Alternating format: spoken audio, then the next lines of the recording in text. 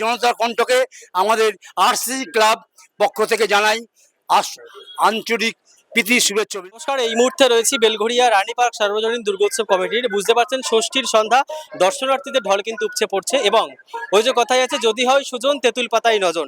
ছোট্ট জায়গার মধ্যে যারা সুন্দর ভাবনা, তাদের এবছরের থিম বিপন্ন প্রকৃতি তবু প্রেমময় পৃথিবী। আমি থিমটা দেখানোর চেষ্টা করব।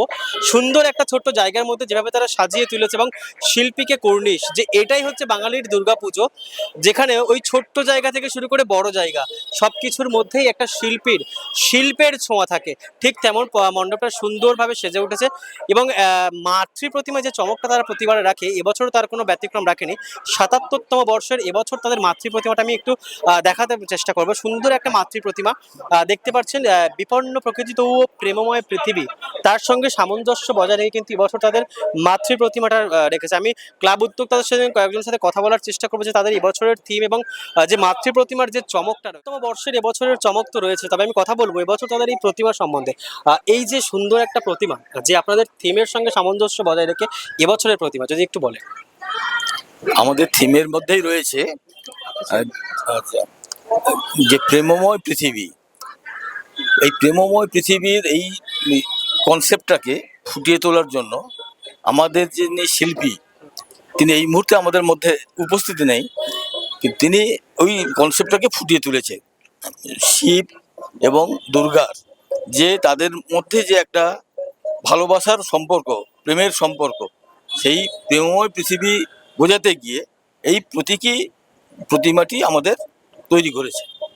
এটাই হচ্ছে আমাদের। যে একটা কথাই আছে, যদি হয় সুজন তেঁতুল পাতায় নজন। একটা ছোট্ট জায়গার মধ্যেই এত সুন্দর একটা ভাবনা চিন্তা কিভাবে করলে?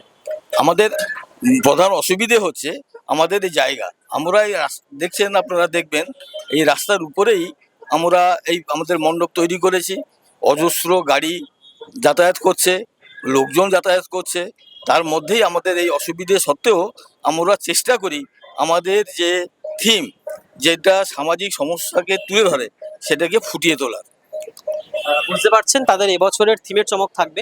তবে জনতার কণ্ঠের বিচারে এবছরের সেরা ভাবনার সেরার শিরোপা চলে যাচ্ছে তাদের হাতে। এই সুন্দর মুহূর্ত এই মুহূর্তে চলে যাচ্ছে বেলঘড়িয়া রানী পার্ক সার্বজনীন দুর্গোৎসব কমিটি, তাদের হাতে কিন্তু সেরা ভাবনার জনতার কণ্ঠের বিচারে এই মুহূর্তের সেরা ভাবনার সেরা শিরোপা চলে যাচ্ছে। তো সেই চিত্র আপনাদের দেখা জনতার কণ্ঠের মধ্যে। বেলঘড়িয়া আরসিসি বেলঘড়িয়া রানী পার্ক সার্বজনীন দুর্গোৎসব পুজো কমিটি, তারা সারা কলকাতার ঘুরে এসে এবং আমাদের এই পুজো মণ্ডপে এসছেন। আমাদের এই ছোট্ট ভাবনা, ছোট্ট চিন্তাকে বৃহৎ আকারে সারা পশ্চিমবঙ্গের মানুষ দেখতে পাচ্ছে তাদের মাধ্যমে। এই জন্যে জনতার কণ্ঠকে আমরা রানী পার্ক সার্বজনীন দুর্গোৎসব পুজো কমিটির তরফ থেকে জানাই শুভ ষষ্ঠীর দিনে তাদের পদধূলি এবং তাদের চেতনা, তাদের ভাবনা আমাদের মধ্যে আকর্ষিত হয়েছে। এটা জানতে পেরে এবং সেটা অনুভব করতে পেরে আমরা সকলে আনন্দিত। তাই জনতার কণ্ঠকে আমাদের আরসিসি ক্লাব পক্ষ থেকে জানাই আন্তরিক প্রীতি শুভেচ্ছা অভিনন্দন। এবং এরকম খবরের জন্য আপনার চোখ থাকুক জনতার কণ্ঠের পর্দায়। ক্যামেরায় সত্যদীপ সিং এর সাথে সারু দাসের রিপোর্ট, জনতার কণ্ঠ, চোখ রাখে খবর।